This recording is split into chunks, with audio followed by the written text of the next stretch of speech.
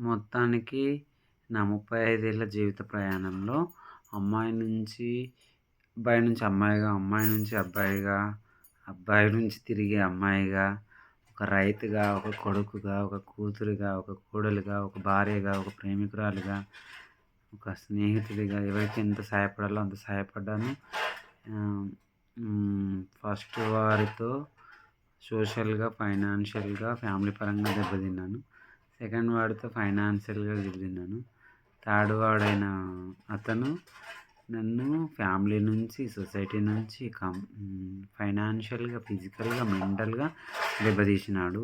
ఆయన చిన్నప్పటి నుంచి ఎన్నో సర్జరీలు, ఎన్నో ఒడిదుడుకులు, ఇష్టమైన చదువుని వదులుకొని వెళ్ళడం, ఇష్టమైన కుటుంబాన్ని, ఊరిని వదిలి వెళ్ళడము, విజయవాడలో బాటమ్ సర్జరీ, ఢిల్లీలో టాప్ సర్జరీ, హైదరాబాద్లో రిమూవల్ సర్జరీ, హైదరాబాద్లో వాయిస్ చేంజ్ సర్జరీలు చేసుకోవడము, అట్లా కంటిన్యూగా కోవిడ్ రావడము, వ్యవసాయం చేయడము, వెయిట్ లాస్ అవ్వడము, ఎన్నో ఒడిదుడుకులు ఎదుర్కొన్నాను.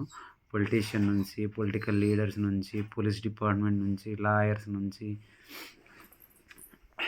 ఎన్నో ఒడిదుడుకులను ఎదుర్కొన్నప్పటికీ అవన్నింటినీ ఎదురీగి ఈ స్టేజ్‌లో ఇక్కడున్నాను.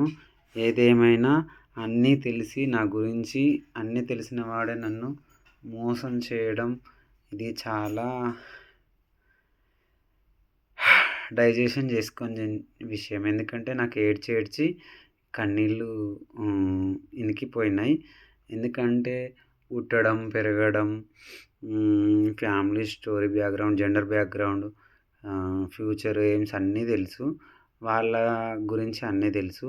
వాళ్ళ ఇల్లీగల్ అఫైర్స్, వాళ్ళ ఫైనాన్షియల్ స్టేటస్, వాళ్ళ మెంటల్ స్టేటస్ అన్నీ తెలిసి కూడా ఒక స్టెప్ వేసి ఫ్యామిలీ, పేరెంట్స్ ఎప్పటికీ తోడుండరని చెప్పేసి ఒక ధైర్యం చేసి ఏదేమైనా ఎదుర్కొందాంలే ఇష్టం ఉందన్నట్టు చేస్తున్నారు. ఇష్టం ఉంది కదా అని ఒక స్టెప్ ముందేస్తే అన్నీ కావాలని చూసినారు.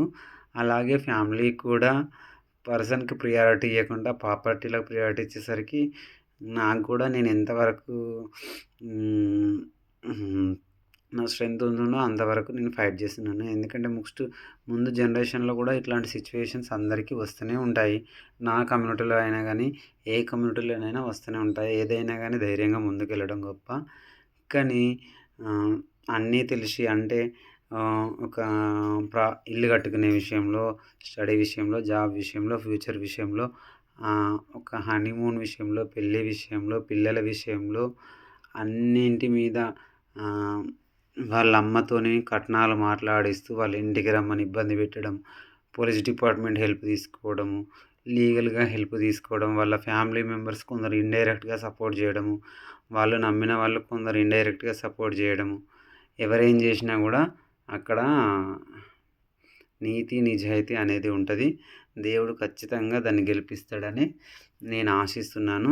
ఇదే ఇంటర్వ్యూ ఇది 2వ నెల 29 తారీఖు అటాక్ అయిపోయినాక ఈ మధ్యలో ప్రాసెస్ అంతా జరుపుకుంటూ వచ్చింది. కొన్ని కారణాల వల్ల ఆ ఇంటర్వ్యూ 2024 10వ నెల దసరాలో జరిగింది.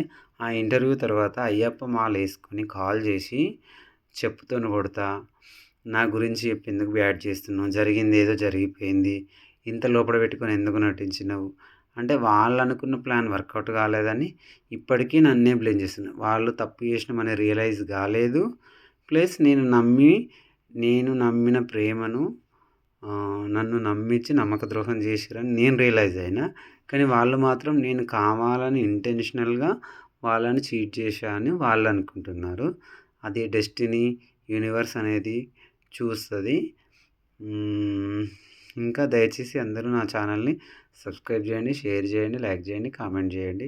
ఇంకా ముందు చదువుకుంటూ, ఆర్గానిక్ ఫార్మింగ్ చేసుకుంటూ, వీలైనంతగా నాకు తోచినంతలో హ్యాపీగా ఉండి, నేనెవరిని డిస్టర్బ్ చేయకుండా, నేనెవరితో డిస్టర్బ్ కాకుండా ఉండాలని అనుకుంటున్నాను.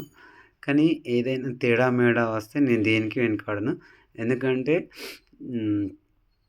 ఒకటి ఓపిక పట్టినన్ని రోజులే పడతాము. ఆ ఓపిక నశించిన రోజు ఏదైనా చేయడానికి ఎవరైనా సిద్ధపడతారు.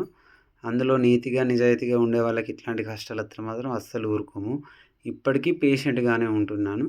నా మంచితనాన్ని, నా ప్రేమను, నా నమ్మకాన్ని నాకే దెబ్బ కొట్టాలని చూసినారు. కానీ నేనెక్కడ వాళ్ళని మోసం జేయలేదు, చూడలేదు గాబట్టి నాకేం జరగలేదిక్కడ. ఓన్లీ ఏంటంటే నేను నిజాయితీగా ఒక వేలో ఎళ్తున్నాను.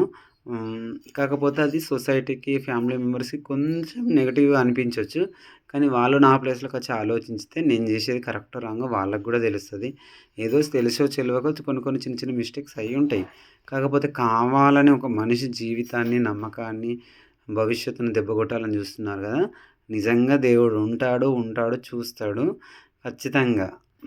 థ్యాంక్ యూ సో మచ్ అందరికీ. ఇలానే నన్ను ఆదరించండి. భవిష్యత్తులో నేను మంచి స్థానంలో ఉండాలని కోరుకుంటున్నాను. దానికి అందరికీ ఆశీర్వాదాలు కావాలి. అలాగే మా యొక్క దీవెనలు మీకు, మీ కుటుంబానికి ఆహ్, అందరూ ఉండాలని కోరుకుంటున్నాను. Thank you so much.